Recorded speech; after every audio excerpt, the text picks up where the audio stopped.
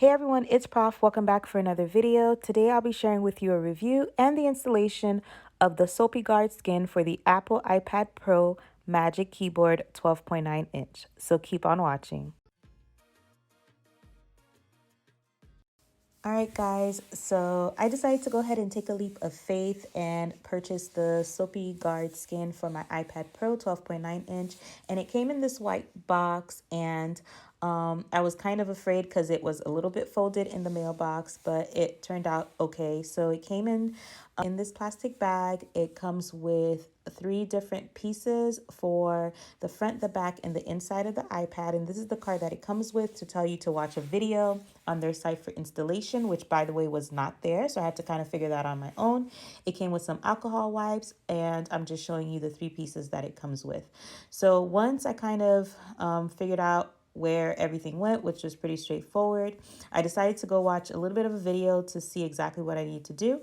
And so all you really do is you just make sure that your iPad is nice and clean. You can use the alcohol wipes that it comes with. I kind of cleaned it twice just to make sure I could get as much of my fingerprints off of it. That's the thing I hated about the skin that the Magic Keyboard originally comes with.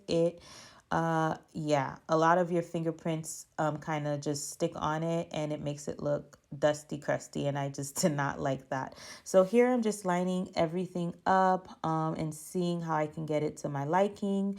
And in this phase, you can actually easily remove it and just put it back. I think once after you apply heat to it, that's when it might be a little bit challenging to take it off. And I don't intend on taking it off anytime soon. I do want to see how long it lasts. And if I do take it off, trust and believe I'll be purchasing another skin to put right back on, because I just cannot stand the look without having something on there. So that's the way it looks. The link that I have, they have a lot of different textures and colors that you can choose from.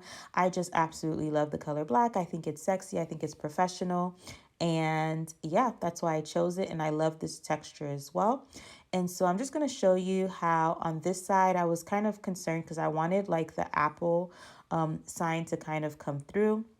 And so once you press down on it and you have everything aligned, and what you'll see is that you'll be able to kind of capture that Apple symbol, which is pretty nice. So there you have it. And then you just kind of make sure you work out all of the bubbles and just place it exactly how you want it. So this part is really important to do in an area that has a lot of lighting. That way you can see exactly what you're doing. And as you can see, I do have quite a few air bubbles, and I'm just kind of using my finger. And I have this dryer on a low heat to kind of work everything out. I'll be honest with you, this part kind of freaked me out because I thought I was going to mess it up, but I think it's absolutely necessary to make sure that you get it to really stay on the stick to the surface. So I'm going to do this side, and I'm just going to kind of roll right through it because it's pretty much the same thing over and over. So I just align it, and then I work out the air bubbles, and then I also use the heat to make sure that everything is stuck on the surface basically. So once I get all of that done, I'm going to show you the inside because it does come with the ones for the inside. So again, make sure that you clean off any area. There's a lot of dust that this keyboard can easily collect. I'll just let you know, if you don't have a Magic Keyboard, you definitely will have to put up with that. So here I am, I'm just aligning everything on the inside. And I couldn't decide if I wanted the one that would also go on the piece that also goes where the mouse is. At first, I decided I didn't want it, and then I decided to go ahead and place it, and now I actually don't mind it. It does take a little bit of getting used to, but other than that, it's fine. You just get used to it. So yeah, that is pretty much all of the pieces that it comes with. It opens and closes nicely.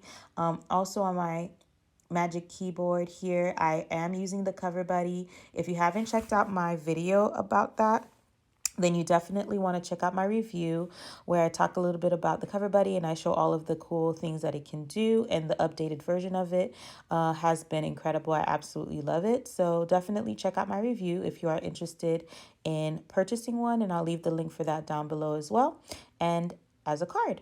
So here you go. This is what it looks like, guys. And I'm just excited that I was going to go ahead and put that other piece on. So that's pretty much it. So far, so good. I do love it. I do find myself still having to clean it off, but instead of maybe having to clean the surface of the Magic Keyboard 10 times a day, now it's probably down to just once or twice a day, just to wipe it down to make sure that everything stays nice and clean. And so, yeah, I actually do love the way that it looks, the way that it feels. It has a textured feel to it, which I love. I think it does add a little bit of personality to the Magic Keyboard. And more importantly for me is the fact that I think it can stay cleaner, looking for a lot longer. And yeah, it won't bother me as much. So that's pretty much it, guys. I really do like it so far. Just be mindful. It isn't a perfect solution. I think that Apple can do a much better job in coming out with a texture for their Magic Keyboard that doesn't get easily dusty and crusty looking. So that's something they should definitely work on for the next one. But yeah, if you guys enjoy these reviews, if you enjoy this video, then definitely let me know down in the comments below.